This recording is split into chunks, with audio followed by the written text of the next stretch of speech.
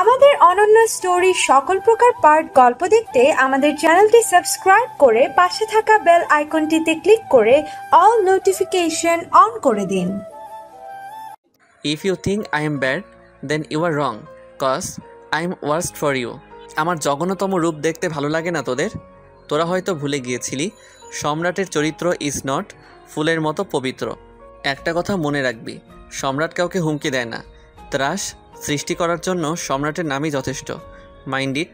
টিভির স্ক্রিনে superstar আদিত্যের dialogue delivery দেখে দুই আঙ্গুল মুখে পুরে শীষ বাজিয়ে উঠল অমালিয়া। উত্তেজনায় মাতন হয়ে ছোট বোনকে উদ্দেশ্য করে বলল, দেখেছিস চিডি, আদিত্য কেমন ফাটি দিল? হায় কি দিলাম আই হিরো। আদিত্যর সব মুভিগুলোই একেবারে সুপার ডুপার বাম্পার হিট। এই মুভিটা তো আমার সবচেয়ে ফেভারিট। কি হ্যান্ডসাম, কি অ্যাটিটিউড, হায়। মিছরি মুখের মাঝে গপাগপ পপকর্ন ঢোকাচ্ছিল আর চোখ দুটি মার্বেল আকারে করে টিভির দিকে তাকিয়েছিল। অমালিয়ার কথায় সে সহমত পোষণ করার উদ্দেশ্যেই তার দিকে ফিরে তাকালো। তবে অমালিয়ার পেছনে দরজা দিয়ে ভেতরে অগ্রসর হওয়া ব্যক্তিকে দেখে তার মনোভাব মুহূর্তেই পরিবর্তন হয়ে গেল। গালের মাঝে ফুলে থাকা পপকর্নগুলো আর চাবানোর সাহস পেল না। তড়িঘড়ি করে কোলের উপরে রাখা বালতি আকারের পপকর্নের বোলটা উঠিয়ে টি টেবিলের নিচে রেখে দিল। গালের পপকর্ন কোনো রকমে গলার নিচে ফ্ল্যাশ করে দিল। ভীতিগ্রস্ত অবস্থায় কোনো রকমে নিজেকে দুনিয়ার সবচেয়ে নির্দোষ প্রমাণ করার কাজে লেগে পড়ল। কণ্ঠে মিছে রাগ এনে অমালিয়ার উদ্দেশ্যে বলে উঠল, কি বলছো এসব আপু? একে তো বড় আপুর কথা না মেনে বসে বসে টিভি দেখছো, আবার আমার মতো ছোট অবুঝ মেয়েকে এসব বলছো? লজ্জা করে না তোমার? মিছরির এই পরিবর্তিত রূপান্তরে অমালিয়ার কপাল কুঁচকে এলো।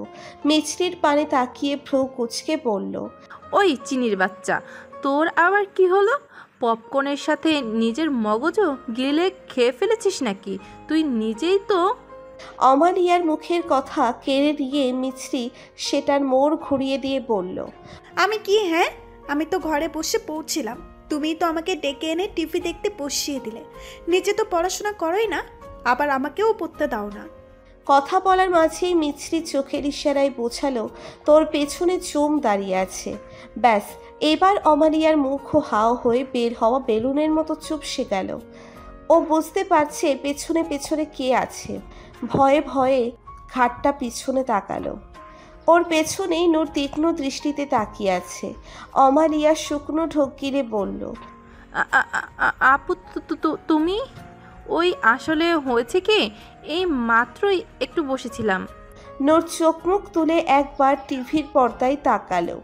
ব্ল্যাক প্যান্ট আর ব্ল্যাক শার্ট পরিহিত এক পুরুষ দাম্ভিকতার সহিত স্লো মোশনে এগিয়ে আসছে। শার্টের বোতাম নামমাত্র নিচের একটা শুধু লাগানো আছে। বাতাসে বুকের শার্ট সরে গিয়ে সম্মুখভাগে উন্মুক্ত হয়ে আছে। দুই ঠোঁটের মাঝে সিগারেট চাপানো আছে সযত্নে। সামনে যেই আসছে তাকে মুহূর্তের সাথে একা ফেলে জমিনে কুপকাত করে দিচ্ছে। মনে হচ্ছে মানুষ না, শরীরের উপর পড়া মাছি তাড়াচ্ছে সে। পুরুষটাকে চিনতে বেশি সময় লাগলো না নূরের। এটা যে গ্যারেজের সেই লোকটাই। আর চিনতে পেরেই মেজাজ যেন আরো এক ধাপ বিগড়ে গেল। নূর এগিয়ে গিয়ে ঠাস করে টিভির সুইচটা বন্ধ করে দিল। বোনদের দিকে নজর ঘুরিয়ে দাঁত কিরমির করে বলে উঠল, তোদের কতবার বলেছি না এসব ফালতু মুভি টুভি একদম দেখবি না। এসব ফ্যান্টাসি মুভি দেখে মাথার আইকিউ যা আছে তাও বৃন্দাবনে যাবে। এসব হিরোরা শুধু ছবিতেই জিরোইজম দেখাতে পারে, বাস্তবে এরাও বাকি সবার মতোই সুবিধাবাদী। খবরদার আর কখনো যদি এসব ফালতু জিনিস দেখেছিস তো টিভি একেবারে ভেঙে ভাঙাচুরাওয়ালার কাছে বিক্রি করে দিব। পড়াশুনো নেই তোদের? পড়াশুনো বাদ দিয়ে টিভি দেখা হচ্ছে। একজনের সামনে এসএসসি পরীক্ষা আর আরেকজনের পিএসসি, অথচ দেখো কি সুন্দর আয়েশ করে টিভি দেখছেন ওনারা। মিছরি ইনোসেন্ট ভাব ধরে বলল, আপু আমার সব পড়া শেষ। তাই? ঠিক আছে, যা বই নিয়ে আয়, দেখবো কত মহাভারত উদ্ধার করেছিস তুই। কি হলো, যা। মিছরি ভয়ে দিল এক ভো দৌড়। নূর এবার অমালিয়ার উদ্দেশ্যে বলল, তুই দাঁড়িয়ে আছিস কেন লিয়া? তুই কোন জাহাজ আবিষ্কার করেছিস দেখা। আমি ফ্রেশ হয়ে এসে চেক করছি তোর পরের কি অবস্থা। আমালিয়াও মিনমিনিয়ে চলে গেল। মনে মনে তোর আদিত্যর মুভিটা না শেষ করার শোক হচ্ছে। এই আপুটাও না একটু বেশিই করে, একটু দেখলে কি হয়, নিজে তো রসকসীন কাঠখোট্টা হয়ে থাকে, আমাদেরও তাই বানাতে চায়। রান্নাঘরের চুলোয় তরকারি নাড়ছে লতিকা বেগম। তাড়াহুড়ো করে রান্নাটা শেষ করতে চাচ্ছে।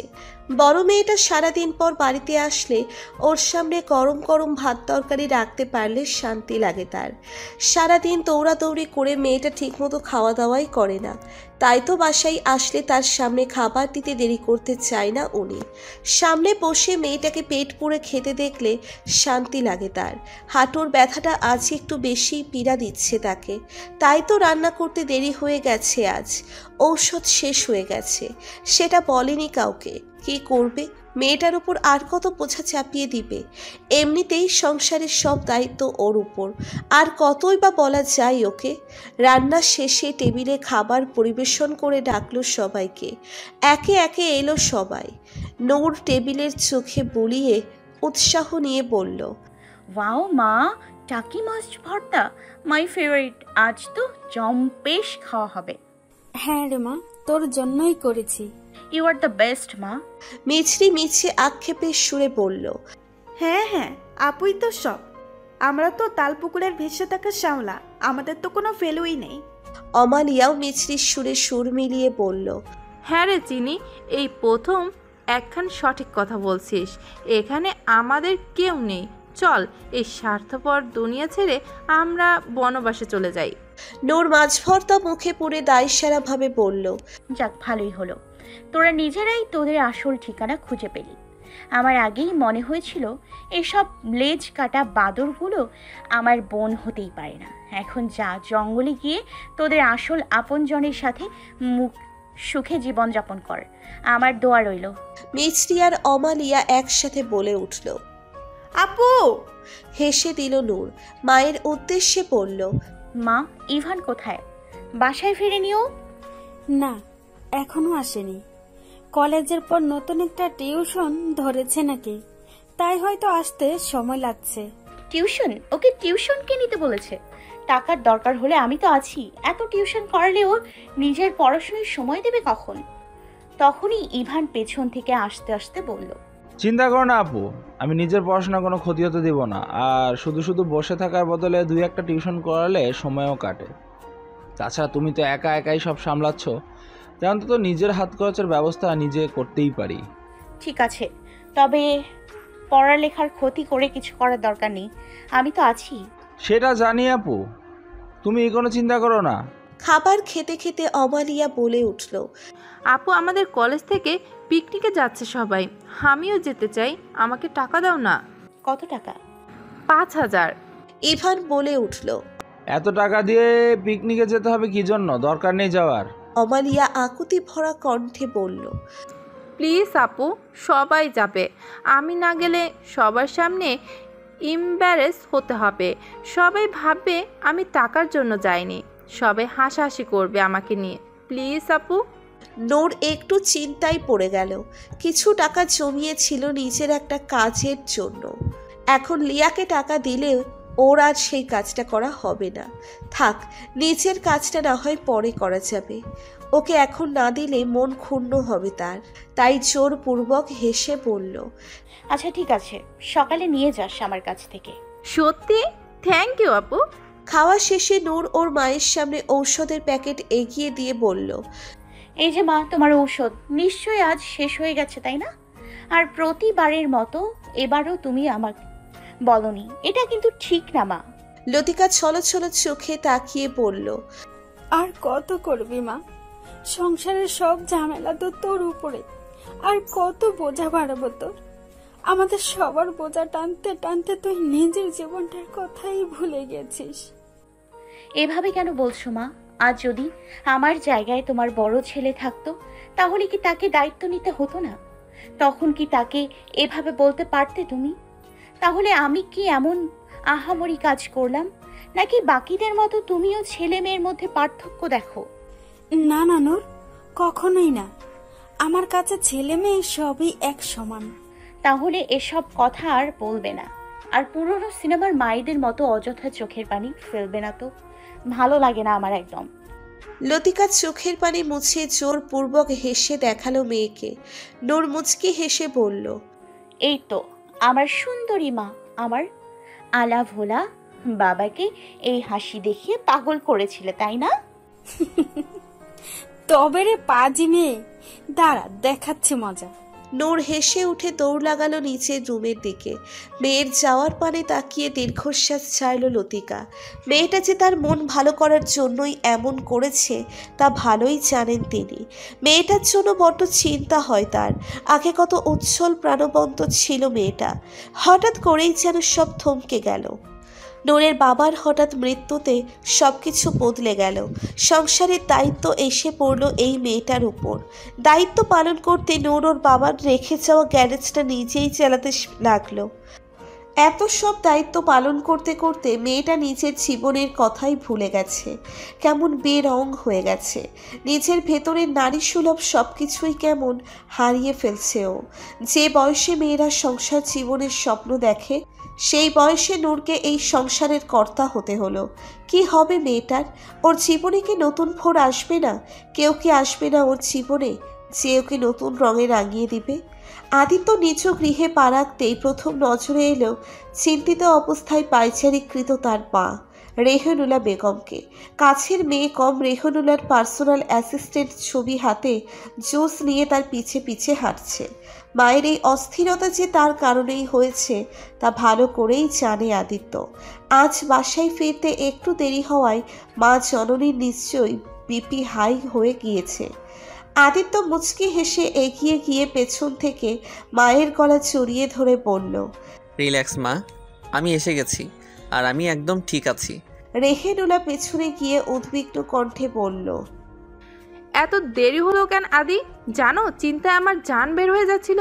তুমি কি জানো না, তোমাকে নিয়ে আমার সবসময় কত চিন্তা হয়। তোমার কত শত্রুরা শুধু সুযোগের অপেক্ষায় আছে, তারা একবার সুযোগ পেলেই তোমার ক্ষতি করে দিবে। আর ওই জিদানটা কই? আমার সামনে তো খুব ওয়াদা করে যায়। তা এই বুঝি তার নমুনা? কোথায় ও? রেহেনুলা ক্ষিপ্ত চোখে জিদানের দিকে তাকালো। জিদান আহত কণ্ঠে বলল, হ্যাঁ ম্যাডাম, ঠিকই বলেছেন। আমি আসলে স্যারের অ্যাসিস্ট্যান্ট হওয়ার যোগ্যই না। যেখানে একটা মেয়ের হাত থেকেই তাকে আমি বাঁচাতে পারলাম না, এই জীবন রেখে আর কি লাভ? আপনি বরং এক্ষুনি আমাকে ছাদ থেকে ধাক্কা দিয়ে ফেলে দিন। এই কলঙ্কের বোঝা আমি বয়ে বেড়াতে পারবো না। আহানা সোফায় বসে মোবাইল ঘাঁটছিল। তার মায়ের এসব ড্রামার তার বিন্দুমাত্র ভ্রুক্ষেপ নেই। তার ভাইয়ের প্রতি মায়ের এই পাবনাটাই মেলোড্রামা দেখে ফেড আপ সে। সোনাই সোহাগা যাকে বলে, একে তো নাচুনি বুড়ি, তার উপর ঢোলের বাড়ি। কোত্থেকে সেই আলাদিলের বাতিয়ে পেয়েছে কে জানে। দুজন বোধহয় অস্কার পাওয়ার আশায় চূড়ান্ত কম্পিটিশনে আছে। অস্কার না পেলেও অস্কার পরিষ্কার করা তেনাটা নির্ঘাত ছুঁড়ে মারবে এদের দিকে। তবে হঠাৎ জিদানের মুখে কোনো মেয়ের কথা শুনে আহানার আগ্রহ ফিরল। সে ফট করে উঠে এসে তীব্র কৌতূহলের সহিত বলল, মেয়ে? কিসের মেয়ে? কোন মেয়ে? কোনো হিরোইন নাকি? ওই সামাইরা নাকি? আর কি করেছে সে? শেষমেশ কি ভাইয়ের ইজ্জত ছিনিয়ে নিতে সফল হয়ে গেছে সে? কবে থেকে হিরোইনগুলো ভাইয়াকে ভোগ করার লালসার আগুনে জ্বলছিল, তবে কি আর সফল হয়ে সেই কাজে সফল হয়ে গেল ওরা? সব ডিটেলস বলুন না জিহাদ ভাই। আদিত্য আহানার কানে মোচড় দিয়ে উঠল, বলল, একটা চর মেরে মাথার সব ভাইরাস বের করে দিব। এসব অসভ্য কথাবার্তা কোথা থেকে শিখেছিস তুই? হ্যাঁ, বড় ভাই সম্বন্ধে এসব অশালীন কথা বলতে লজ্জা করে না তোর, ইডিয়ট?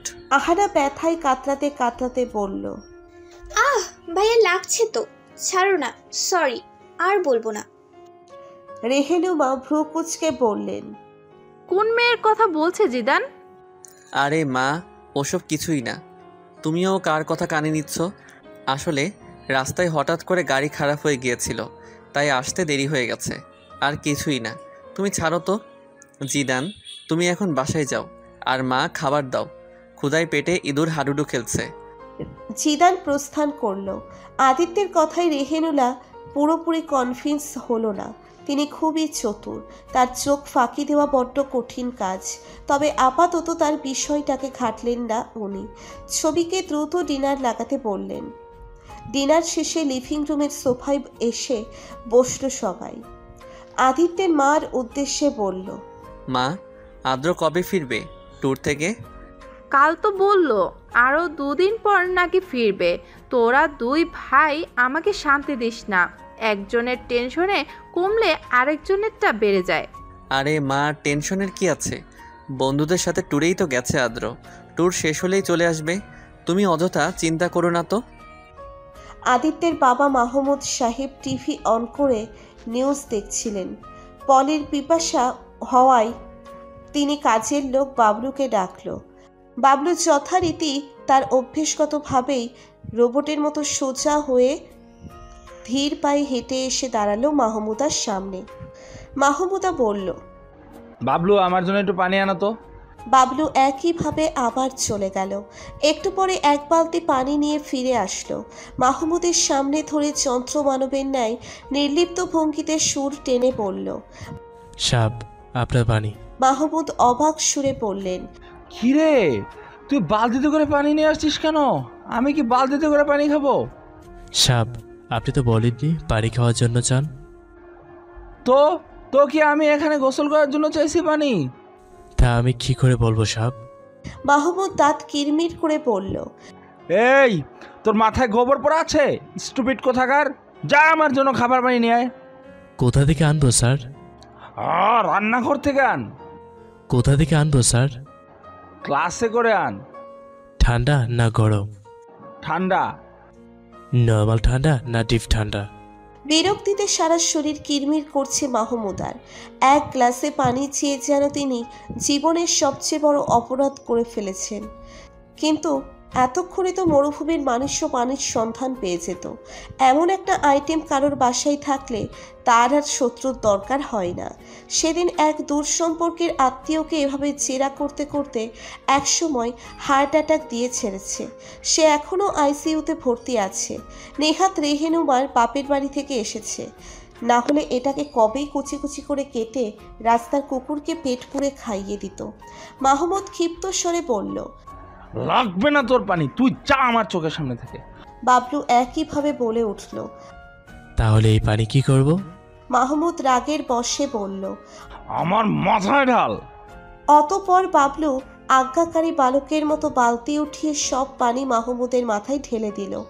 ঘটনার আকস্মিকতায় মাহমুদ হতভম্ব হয়ে গেল। এতক্ষণ সবাই ঠোঁট টিপে হাসলেও এবার তার হাসির ফোয়ারা থামতে পারল না কেউ। বাঁধ ভাঙা হাসিতে ফেটে পড়ল সবাই। আর বাবলু আবারও রোবটের মতো হেঁটে চলে গেল। মাহমুদ রেহেনুমার দিকে রাগী চোখে তাকিয়ে বলল, তুমি ইচ্ছা করে এই পাগলটাকে এনেছো তাই না, যাতে আমাকে অশান্তি দিতে পারে? কোন জন্মের বদলা নিচ্ছ আমার কাছ থেকে? রেহেনুমা তাচ্ছিল্যের সুরে বললেন, তোদের কাছ থেকে কোনো রকম বদলা নেওয়ার জন্য আমি নিজেই পশ্চাৎ আছি। আমার সার্গেত লাগে না, তুমি জানোই ও একটু এমনই। তাহলে ওকে যা বলবে প্রথমবারেই একটু ক্লিয়ার করে বললেই তো হয়। মাহমুদ রাগ গিলে নিল।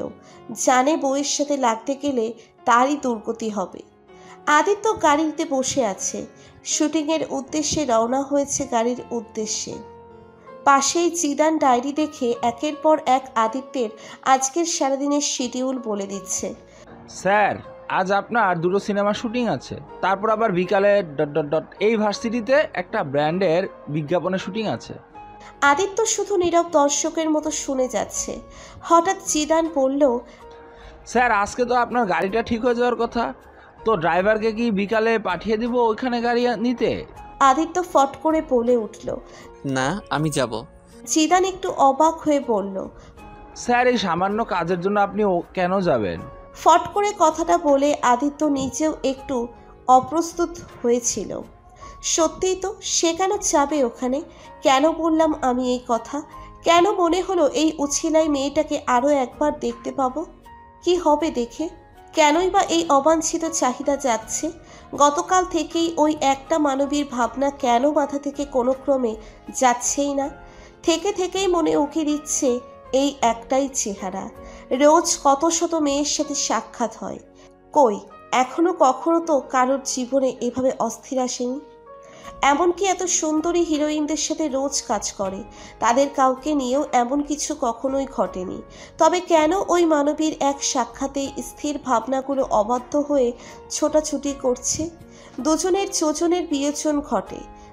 জিদান বলে উঠল, স্যার, ওই চরম অভদ্র মেয়েটার সামনে আপনার যাওয়ার কোনো দরকার নেই।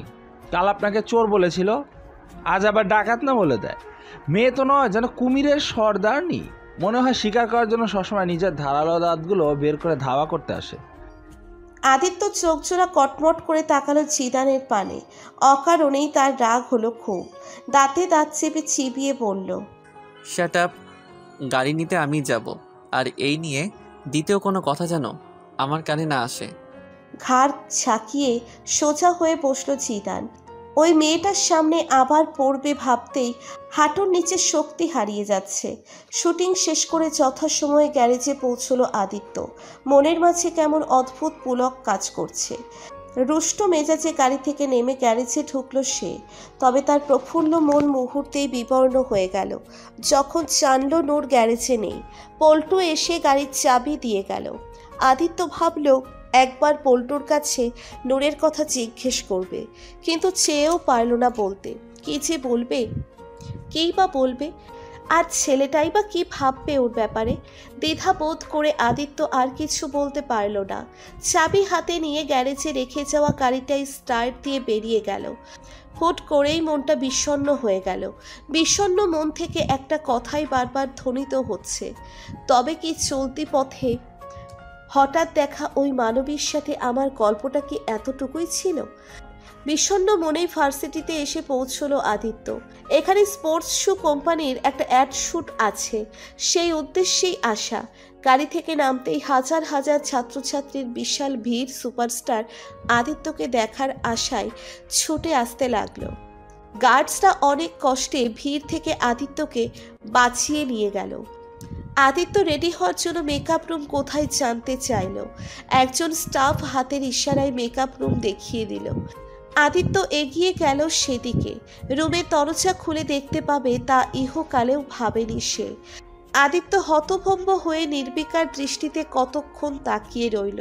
তারপর হঠাৎই ভেতর থেকে ভূমিকম্প সৃষ্টি করা আর্ত চিৎকার করে উঠল কেউ।